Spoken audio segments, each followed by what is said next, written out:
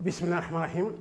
Aujourd'hui, on va essayer de voir un soutien des leçons vues déjà. Alors, ce soutien-là va se baser sur les leçons visées sont le courant électrique continu, l'intensité de courant et la tension, puis la dernière chose à voir, c'est la résistance électrique. Alors, ce soutien-là nous permet d'approfondir la compréhension et de laisser ou bien de dissiper les ambiguïtés qui peuvent arriver. Alors avant ça, je vais commencer par un petit rappel.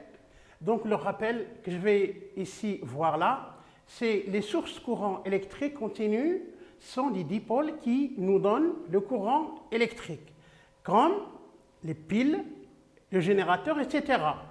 Alors ce sont des générateurs ou des dipôles qui peuvent nous donner ou créer un courant électrique continu. Alors, dans ce cas-là, tous les dipôles qui portent sur leur borne la borne positive et la borne négative, dans ces cas-là, ils créent ou ils génèrent un courant électrique continu. Alors, le courant continu a un sens.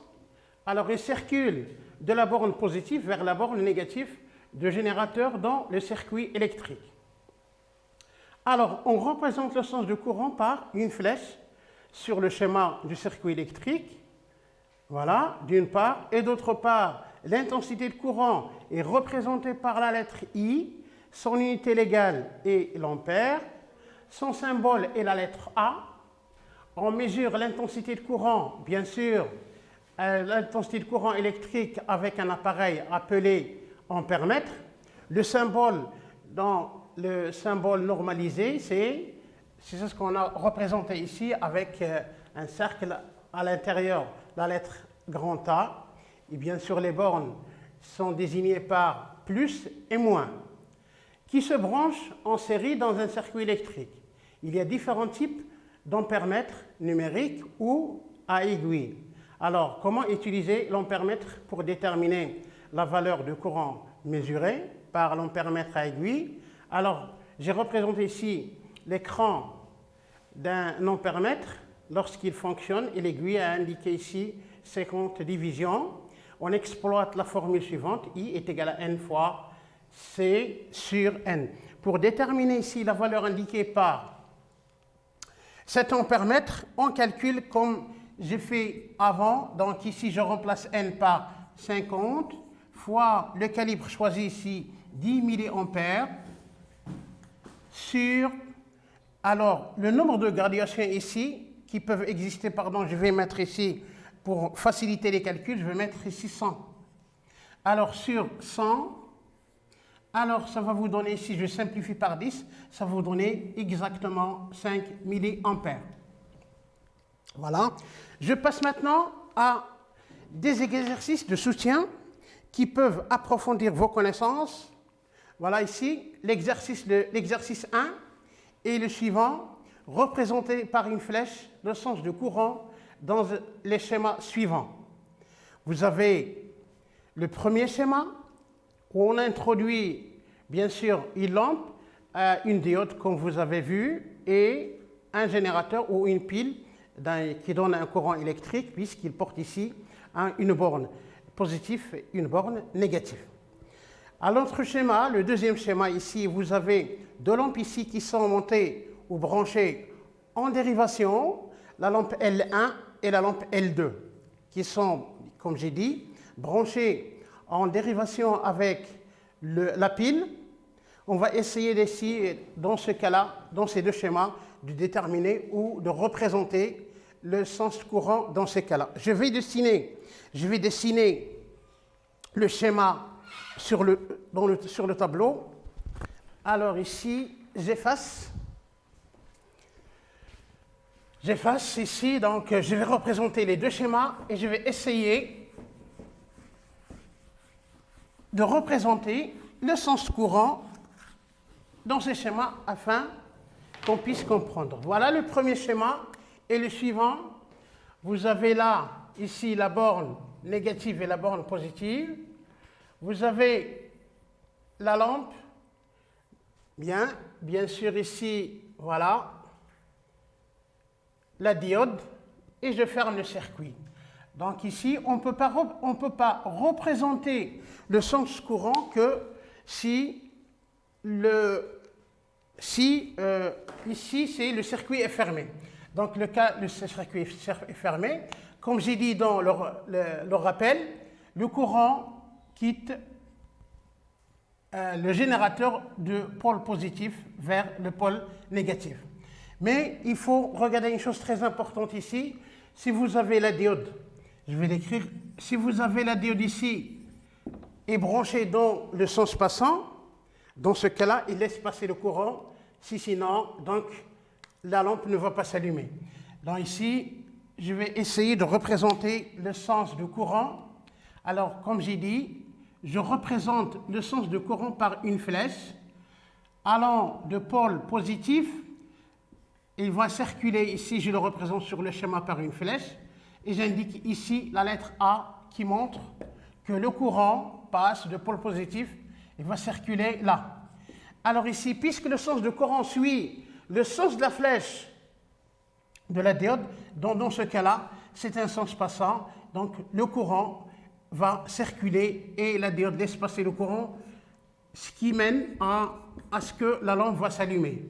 Alors voilà, je l'ai représenté avec une flèche et je mets I pour indiquer que l'intensité de courant circule dans ce circuit-là. Alors je vais représenter le deuxième schéma. Le deuxième schéma ici est le suivant. Alors, vous avez là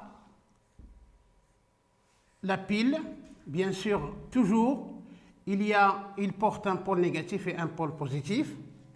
Vous avez une lampe ici qui est placée ainsi, voilà, et l'autre qui va se brancher en dérivation avec la première.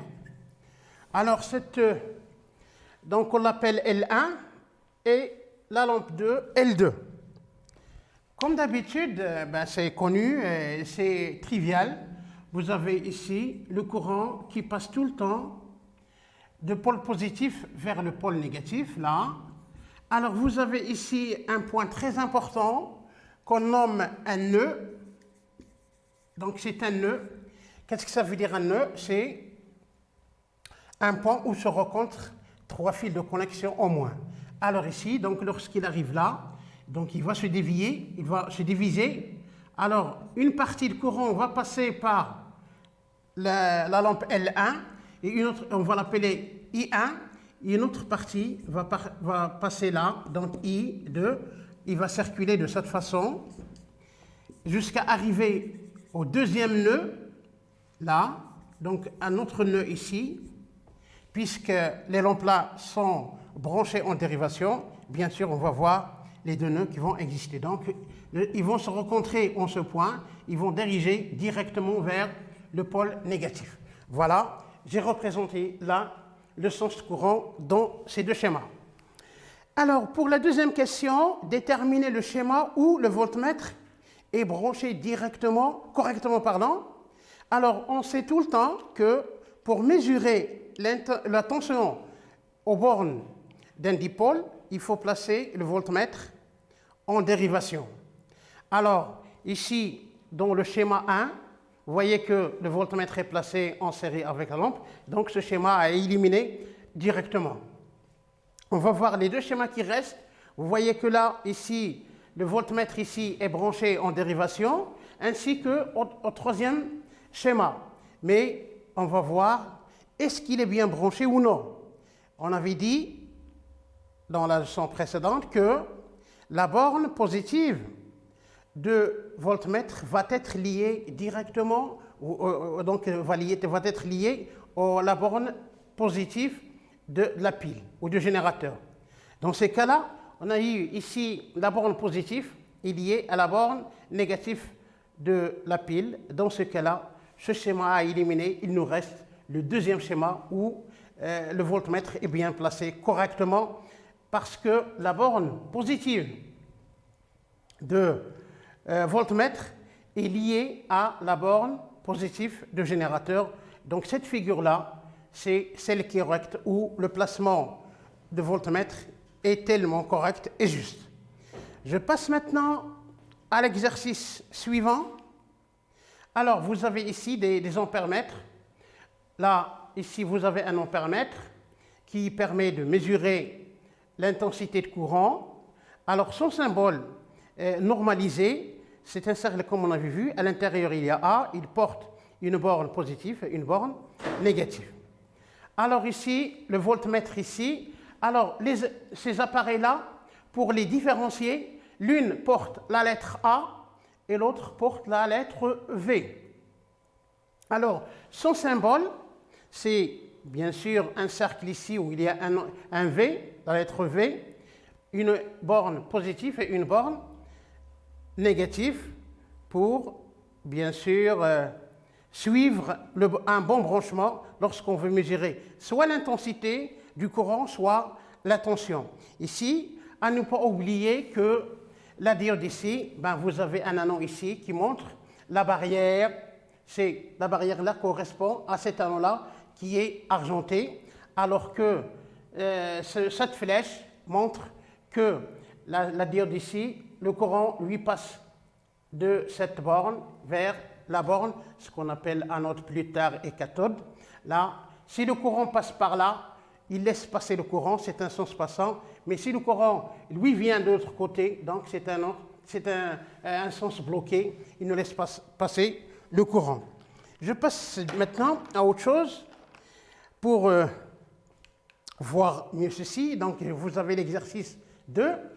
Alors, dans cet exercice-là, on va approfondir un peu les notions pour bien comprendre cette leçon d'une façon cohérente. On considère le circuit représenté dans le schéma suivant. Le schéma, il est là. Représenter le sens du courant dans le schéma. J'ai oublié, donc ici, il faut mettre un H ici. Le schéma, pardon, vous avez un H ici, CH, que j'ai oublié d'écrire là. Alors, la deuxième question, brancher l'ampèremètre. Alors, cet ampèremètre qu'on va brancher, on va l'appeler l'ampèremètre 1, qui va mesurer l'intensité de courant qui traverse la lampe L1. Dans B, on va essayer de brancher l'ampèremètre 2, qui va mesurer l'intensité qui circule dans la lampe L2. Et puis, la dernière question, une fois on a mesuré l'ampèremètre, l'écran de l'ampèremètre est le suivant, et le calibre choisissé est égal à 1A, c'est-à-dire 1 ampèremètre, calculer l'intensité de courant indiquée par l'ampèremètre selon l'écran à côté. Alors, je vais répondre à la première question tout d'abord.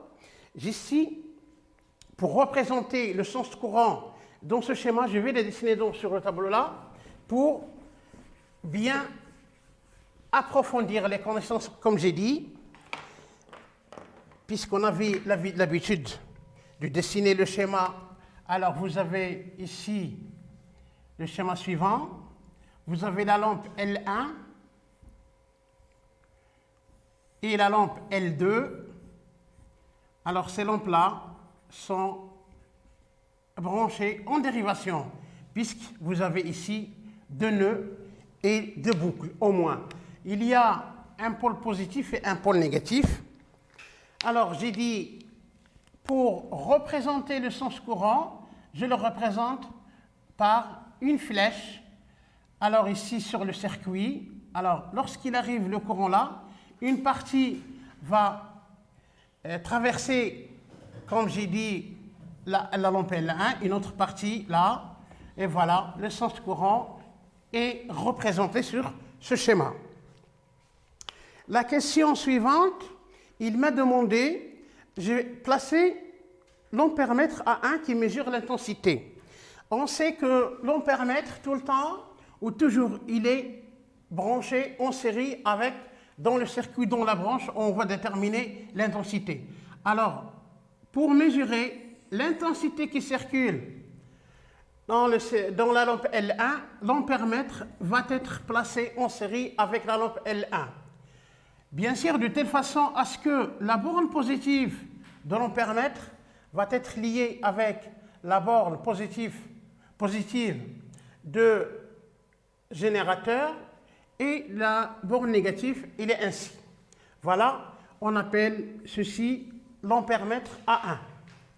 Alors, pour mesurer l'intensité qui circule dans la lampe L2, bien sûr, l'ampèremètre va être placé en dérivation.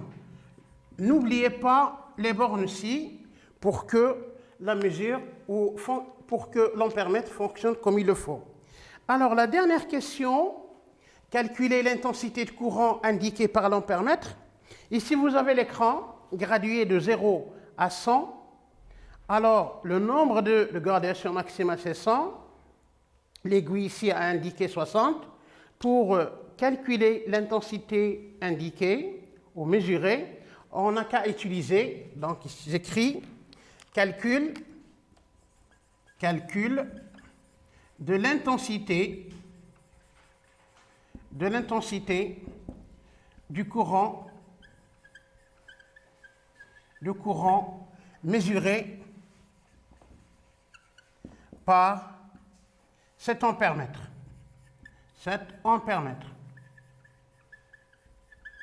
Alors, on va utiliser la fameuse relation I est égal à N fois C sur grand N. Alors, le N ici, vous l'avez, c'est 60, le petit n, c'est 60 divisions fois la valeur de calibre choisie, c'est le 1 ampère, 1A, sur le grand N, c'est l'écran ici contient 100 divisions. Alors, je simplifie par les zéros, ça va vous donner ici, là, vous avez un 0,1 ampère. Alors, on avait vu précédemment qu'il y a les multiples et les submultiples de l'ampèremètre. Si j'ai envie de convertir cette valeur-là en milliampères, je vais la multiplier par 1000 parce que, donc, si j'ai multiplié cette valeur par 1000, ça va vous donner 600 milliampères. Sachant que 1 ampère vaut 1000 ampères. Milliampères.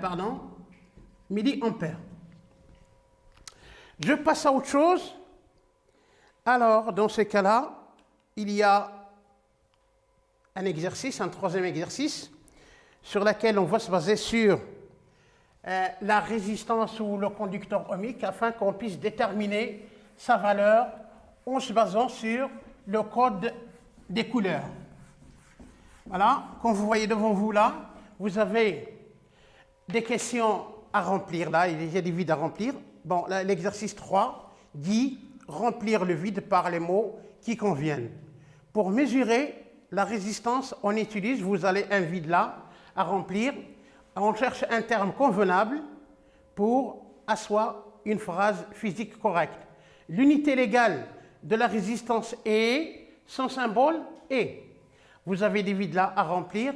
Je vais vous donner un laps de temps afin que vous puissiez réfléchir et fixer les idées. Bien, je vais essayer de faire la petite correction là. Si vous avez compris maintenant, alors j'ai dit dans le cours précédent que le conducteur ohmique est un dipôle non polarisé, c'est-à-dire les bornes sont les mêmes. Là où on le place, il ne va pas changer son fonctionnement de telle façon à ce que la résistance là où il est placé, donc il va fonctionner comme auparavant. Alors, ici, le conducteur ohmique est caractérisé par une grandeur physique appelée la résistance. La résistance est représentée par la lettre R. Alors, pour mesurer cette grandeur physique, on utilise bien sûr un instrument ou un appareil appelé ici ohmmètre. Donc, j'écris là pour mesurer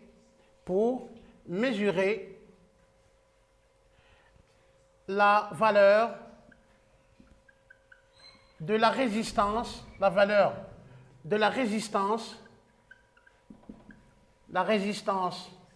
d'un conducteur ohmique, d'un conducteur ohmique, on utilise, bien sûr, on utilise un appareil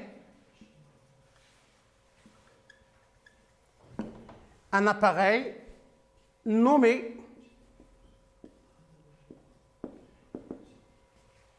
ohmmètre.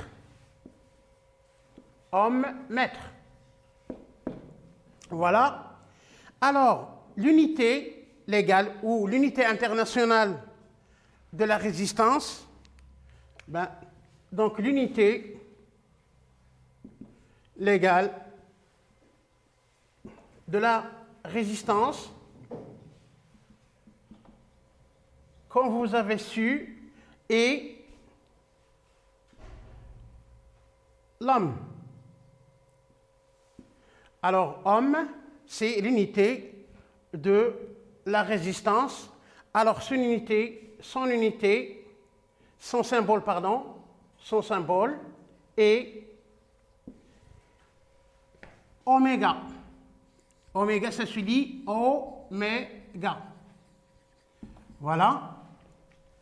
Alors, il nous reste maintenant la question suivante. L'intensité de courant est de temps plus petite que la valeur de la résistance.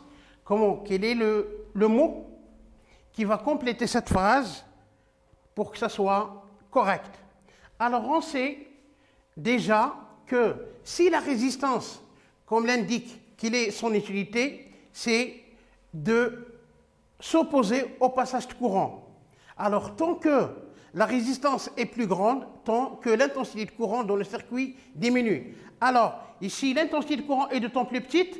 Alors, si l'intensité est plus petite, alors que la résistance est plus grande. J'écris là l'intensité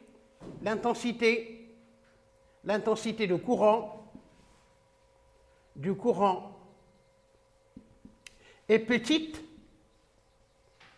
Alors, sa valeur est petite, implique que la valeur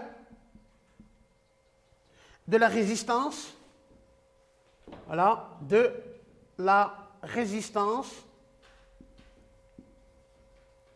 est plus grande. Voilà. Alors, pour cette question-là, ça reste comme ça, et la réponse est, c'est-à-dire lorsque l'intensité est plus petite, c'est-à-dire la résistance engagée ou introduite dans le circuit est plus grande, et vice-versa. Si la résistance est plus petite, l'intensité va augmenter, bien sûr. Alors, en se basant, ici, je vais voir la dernière question, en se basant sur le code des couleurs, déterminer la valeur de la résistance suivante. Vous avez une résistance là qui porte des anneaux des couleurs différentes. Vous avez deux couleurs ici qui sont identiques et un anneau qui porte bien sûr ici la couleur noire. Alors pour déterminer, j'ai oublié de vous dire là qu'il y a un anneau qui est loin des trois, c'est-à-dire qui va nous déterminer cet anneau-là, qui va nous déterminer l'incertitude, c'est-à-dire le défaut qu'on avait fait lorsqu'on veut déterminer la valeur de cette résistance. Alors pour déterminer cette valeur ici, alors on sait que le nombre ou le chiffre qui correspond à l'anneau marron, c'est le chiffre 1. Alors, celui de l'anneau noir, c'est 0, alors qu'ici, ça indique le nombre de zéros ajoutés derrière les deux nombres écrits. Par exemple, je vais essayer de donner un exemple afin que vous puissiez comprendre. Je dessine ici cette résistance avec des couleurs. Voilà la résistance ici. Voilà les bornes. Vous avez un anneau, donc il est marron. Ici, il est noir. L'anneau. Et voilà le deuxième qui est marron. Alors, ici, j'ai dit que la valeur, le chiffre qui correspond à la couleur marron, c'est 1. Donc, R est égal à 1. Le premier chiffre. Le deuxième qui suit, c'est le noir, qui est le chiffre qui lui correspond, c'est 0. Alors ici, le troisième anneau, ça correspond au nombre de zéros ajoutés. Alors ici, vous avez le marron ici, c'est le nombre de zéros qui lui correspond, c'est 1. Je vais ajouter un 0 ici et je vais écrire, bien sûr, suivi de l'unité, donc la résistance ou la valeur de la résistance ici de ce conducteur ohmique vaut 100 ohms. Alors l'incertitude, puisque vous avez la couleur ici en or, donc il y a des couleurs utilisées pour le quatrième anneau, soit argenté ou la couleur or, puisque c'est or, c'est le défaut où l'incertitude vaut 5%. Alors ici, vous avez là un tableau avec des couleurs et les chiffres qui lui correspondent. Je dis toujours que le quatrième anneau, ça nous donne la tolérance ou l'incertitude de mesure d'une résistance bien déterminée. Alors ici, j'ai dit le troisième anneau. Bien sûr, lorsqu'on place tout le temps, il faut que, bien sûr, je répète là et j'insiste, pour mesurer une telle résistance, il faut que les anneaux qui sont rapprochés doivent être à gauche de l'utilisateur. Alors ici, le premier chiffre, c'est 4, ici, puisque la couleur est jaune, la couleur qui correspond, c'est 4. Alors que le deuxième chiffre, c'est le violet. Le violet, ici, c'est le 7. Et le rouge, c'est le 2, comme vous voyez là, sur le tableau des couleurs. Donc, la valeur de cette résistance de conducteur ohmique utilisé, c'est 4700. Alors, si on va la convertir en kilo-ohms, on va diviser par 1000 et on va obtenir un chiffre de 4,7 kilo-ohms. Alors, maintenant, le défaut commis, c'est 5%, puisque l'anneau qui est loin, c'est en or. Merci de votre attention.